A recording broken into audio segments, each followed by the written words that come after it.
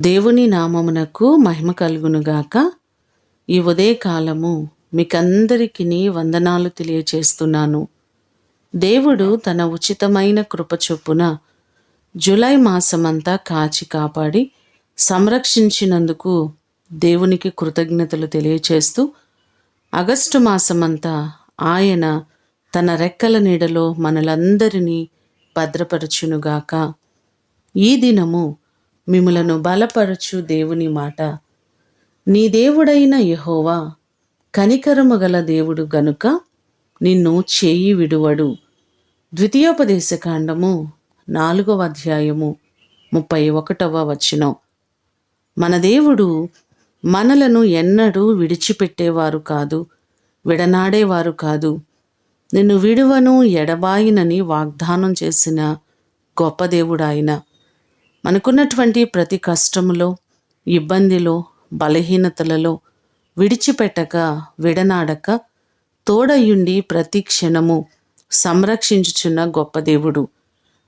మీకున్న ప్రతి బలహీనతలలో, అనారోగ్య సమస్యలన్నిటి నుంచి దేవుడు మిమ్ములను విడిపించి మీ కుటుంబాలకు క్షేమాన్ని కలుగచేసి ఆయన మిమ్మును ఈ నెలంతా కూడా భద్రపరిచి బహుగా ఆశీర్వదించునుగాక.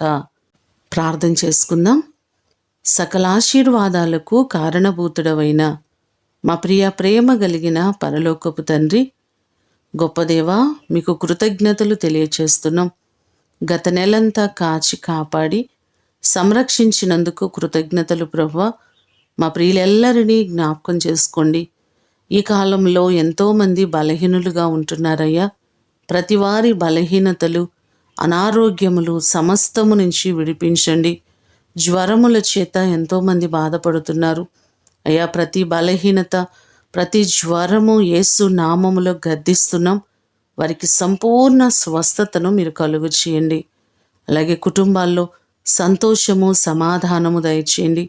చదువుకుంటున్న బిడ్డలున్నారు, వారికి మంచి జ్ఞానము దయచేయండి. యవన బిడ్డలకు మీ ప్రత్యేకమైన కాపుదల మీరు దయచేయండి. ఎన్నో సమస్యల చేత బాధపడుతున్న వారు ఉన్నారయ్యా.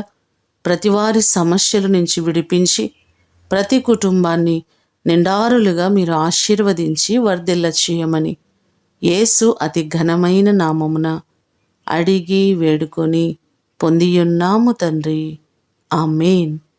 దేవుడు మిమ్ములను దీవించునుగాక.